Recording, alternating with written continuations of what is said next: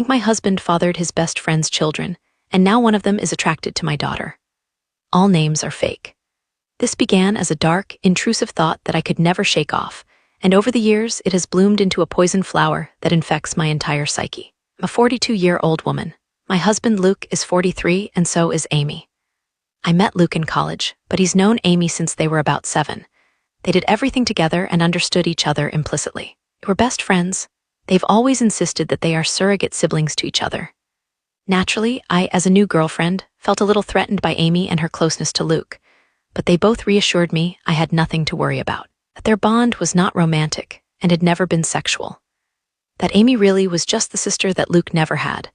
I believed them, and it didn't take long for me to forget any and all insecurity I had about Amy. She became my friend too. She officiated our wedding. Luke and I have built a wonderful life together, and we always had a strong relationship. After we got married and moved in together, we still saw a lot of Amy, and I was fine with that. I've passed many a night on the town trying to help Amy find a man, as she has always lamented how she is unlucky in love. Luke and I started to have children after we were married, and at around the same point, so did Amy. For further context, my children are Sophie, 15 Owen, 12 Louise, 10 and Carter, 6. Amy's children are Tom, 17 Kaylee, 14 and twins Adam and Jenna, 9. Now, Amy was not in a relationship at this point. She was not married. As far as I knew, she was dating, but not consistently. As Luke and I had more kids and our family grew, periodically Amy would find herself pregnant as well. It happened a few times, and Luke and I never knew anything about the father in question. I kind of assumed that maybe Amy was sleeping around and not keeping in contact with her one-night stands. Luke agreed this was probably the answer. While I did ask each time if Amy knew the paternity, she always said no, and she didn't seem that worried about the idea of raising kids on her own, so I didn't pester her. Of course, she had us to support her, so there was that. While Amy never asked for any help, of course Luke was never going to let his best friend struggle to stay afloat when she had children to raise. Financially, we are very fortunate and privileged. I have a job that pays handsomely, and Luke also had wealthy parents who already knew and loved Amy, so they were happy to provide for her. My in-laws defy all stereotypes. They are the kindest and gentlest people. So we were able to support Amy, to get her somewhere to stay with her kids. People might be tempted to call her a leech, but I never saw it that way. None of us did. She needed help, and we could provide it. I also know people are going to criticize her for her lack of responsibility and question why she never used more reliable birth control. Honestly, that is a long story that I don't want to get into, because even I don't fully understand her reasoning. But it was quite important to her that she never be on birth control, and that whatever came of that choice, she would accept. It wasn't religiously motivated, I know that, but it was that degree of significance to Amy. She really did not want to take birth control. She's explained it to me more than once, but I'm still not clear on why. Of course, Amy being Luke's best friend since they were kids, it's not unreasonable that sometimes they hang out together while I'm not there. Hey, that's fine. Sometimes I hang out with Amy one-on-one as well, though Luke does it more. She was his friend first. This included him going over to where she was staying and at times sleeping over there.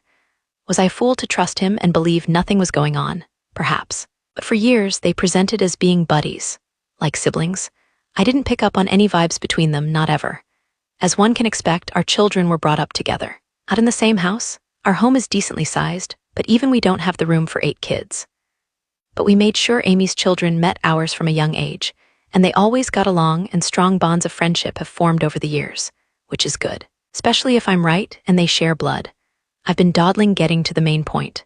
Yes, I have come to suspect that Luke fathered at least one of Amy's kids, if not all of them.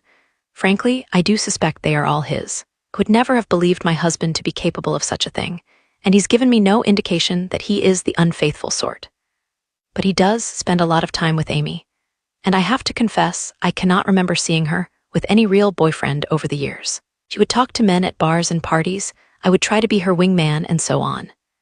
But nothing ever seemed to really happen, so when she got pregnant the first time, I was curious. When it happened again and again, I began to wonder if she had some sort of secret fella who she didn't want us to know about for whatever reason.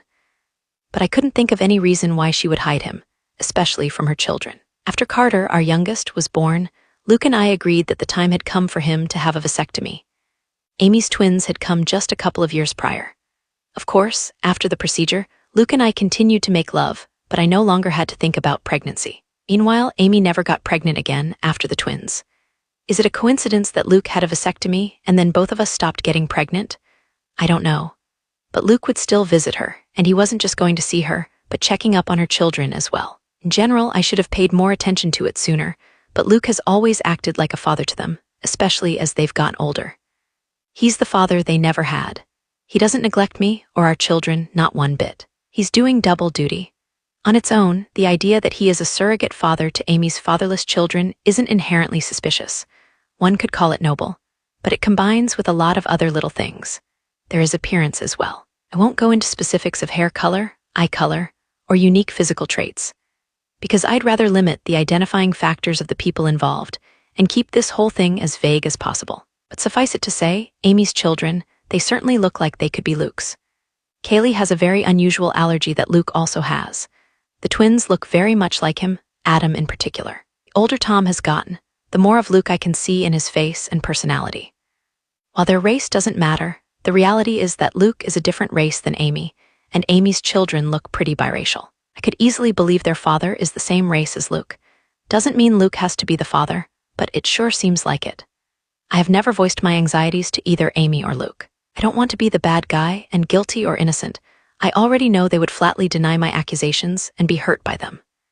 Imagine if that drama reached the ears of my kids, or Amy's kids. Either way, Luke continues to spend time with Amy and her children, just as her children spend time with mine.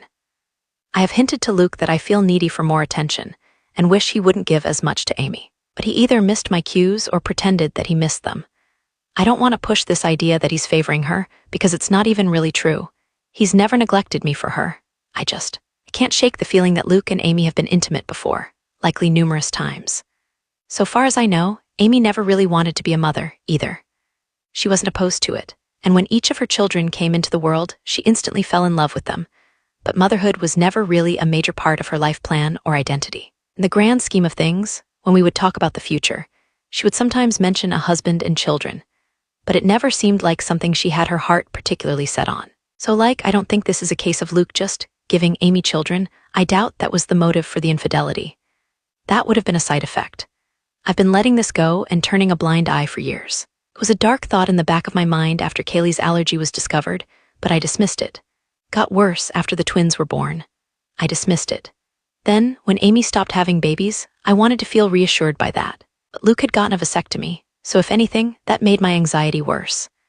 There have been nights that I wished the twins were younger, that they had come along after Luke's procedure. It's been twisting me into knots for a long time, but I don't want to be the one who rips our family apart, especially since, technically, I could be wrong. Except now I'm very afraid, because in the last few months we've had a new development in our kids' social circle. Tom, Amy's eldest, asked Sophie out. Sophie, my eldest. She's really blossomed over these last few years and become quite the outspoken beauty, so I'm not shocked to see she's getting male attention, but Tom asking her out had me thrown. Sophie said no, but only because I'm quite protective when it comes to her exploring dating, and she knew she'd have to ask me first. I could tell she was flattered and intrigued by his interest, and wanted to say yes. She approached me to talk to me about it. Bless my girl, she did everything right. I think she expected I would see things her way and agree that she could date Tom. Much to her surprise, I very firmly said no. That caused a bit of conflict. She didn't even want to date him that badly, she just couldn't understand why she wasn't allowed to. And I couldn't explain it to her. All I could come up with was, he's too old for you, which he is, but it's not really about that. When Amy and Luke heard, I was so very curious to see what their reactions would be. If either of them had agreed with Sophie, and tried to convince me that the two of them should be allowed to date, I think I would have been relieved, and taken that as proof that I was wrong about something going on between them. Wrong about who fathered Amy's children. But the ambiguity continued. They took my side. Both of them put their foot down, though not as fiercely as I did. Luke agreed with me, but he also worried that trying to forbid such a romance would only make Sophie want it more. He's probably right about that. Amy seemed more apathetic to the idea. She didn't want Tom to date Sophie either, and she backed me up, but I don't know, she just wasn't taking it as seriously. She seemed to think it was a fleeting crush. Well, it wasn't. In the months following those conversations, Tom would spend more and more time with Sophie. They would be alone or with other friends, anytime they possibly could. It's become abundantly clear that Tom is crazy about Sophie and wants to be with her. And he definitely wants to be physical. I've been watching them like a hawk and noticed his eye wandering many times. And while I'm doing everything I can to kill this budding romance in the crib, I also am feeling somewhat powerless. Sophie hasn't outwardly defied me. She's still just hanging out with Tom as friends. So forcing them to stop spending time together would be unreasonable and probably encourage more sneaking around. But I'm so afraid that they're already doing that.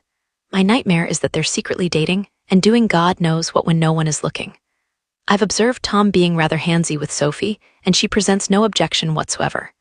And I just don't know what to say. I had considered trying to convince Sophie that Tom is like her brother. But if she doesn't see him that way, I don't really have the power to rewrite their emotional dynamic or the history of their friendship. I always saw Amy and her children as being like family, but my kids might see Amy's kids more as best friends. The problem is, of course, that if my husband has indeed been carrying on an affair over the years, and I'm right about the paternity of Amy's children, then Tom and Sophie cannot be anything more than friends under any circumstances. End of discussion. Can never happen. I feel powerless to stop it, though. Luke has apparently talked to Tom about this, as has Amy, but he is unrelenting and he won't give up on Sophie. I think she enjoys that attention and devotion. Tom has also confronted me and asked why I'm so against this when I know him very well and I know he would be good to Sophie.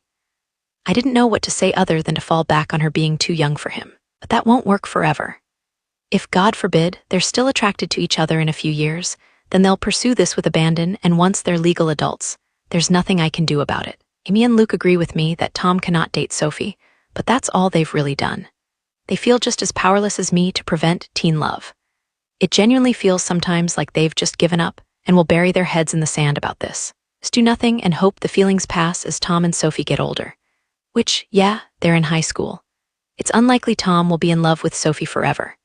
But my fear is that she'll let him do something intimate with her before that time comes, something neither of them can take back. I am this close to opening a door I cannot close, this close to screaming at Luke that all this wouldn't be happening if he hadn't cheated on me these many years.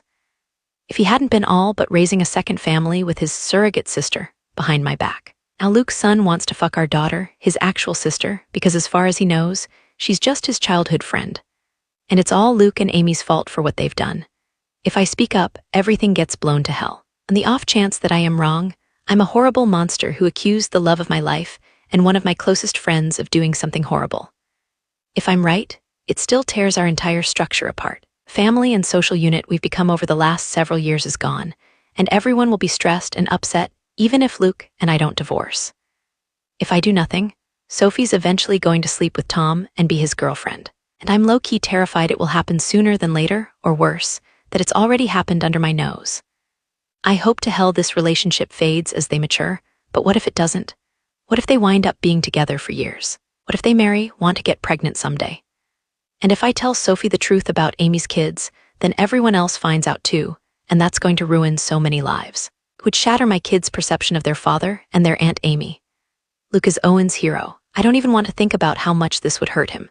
And what about Amy's children? They are innocent. They didn't ask for this. They don't control where they came from, and I don't want to hurt them.